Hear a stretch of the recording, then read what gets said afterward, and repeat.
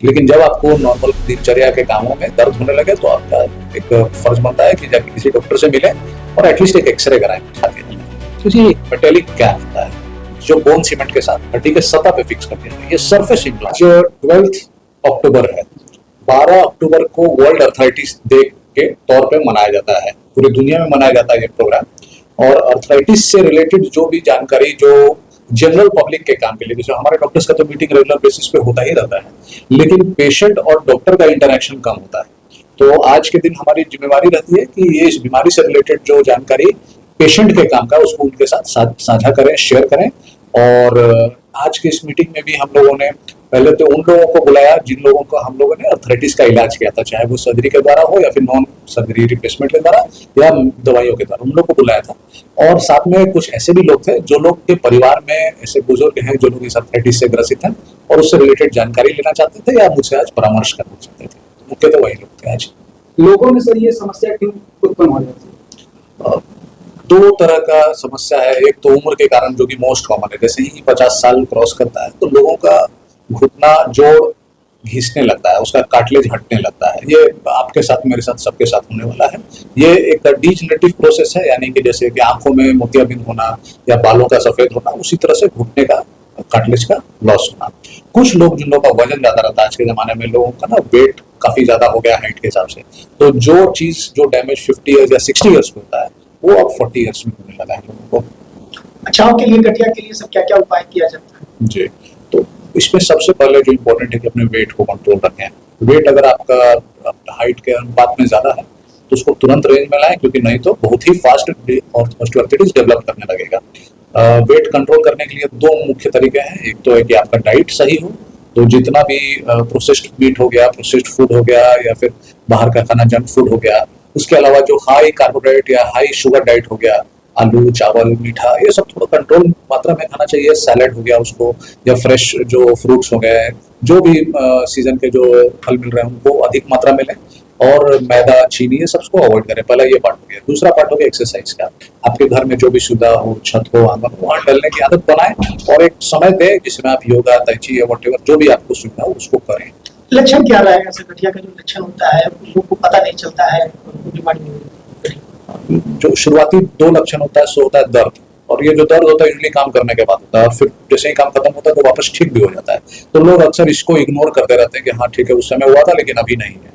लेकिन जब आपको नॉर्मल दिनचर्या के कामों में दर्द होने लगे तो आपका एक फर्ज बनता है कि जाके किसी डॉक्टर से मिलें और एटलीस्ट एक एक्सरे कराएं। दूसरा एक लक्षण होता है स्टिफनेस यानी जकड़न। तो कई लोग परिवार में लोग बताते होंगे कि हाँ हम थोड़ा टीवी देख के उठे और घुटना मेरा जाम लग रहा है, स्टिफ लग रहा है।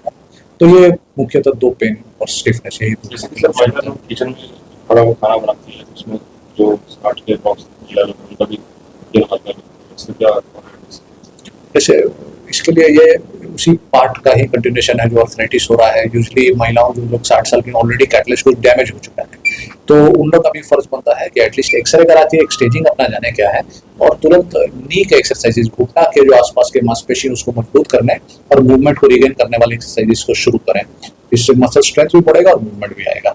गठिया के जो रोगी होते हैं उनको खान पान में कौन सा खाना चाहिए, नहीं खाना चाहिए, इसके लिए कुछ परहेज? जी, पहला तो मैंने बताया कि हाई कार्बोहाइड्रेट और हाई फैट, तो इस तरह का खाना को अवॉइड करना है। जितना भी छना ताला खाना है या फिर जिसमें हाई मात्रा में कार्बोहाइड्रेट, आलू, चावल, सॉर्ट ऑफ थिंग्स, मैदा, तो ये चीज को बिल्कुल ही कट करना है। इसके अलावा हाई फाइबर, सलाद, ताज़ा फल, सब्जियां, ये सब लीफी वेजिटेबल जैसे पालक, ये सबको मात्रा बढ़ाना है। इसके अलावा कुछ एंटीऑक्सीडेंट फूड्स भी होता है, जैसे फिश में आपको ओमेगा 3 फैटी एसिड्स मिलता है, अखरोट में मिलता है, इस तरह के खाना को लें।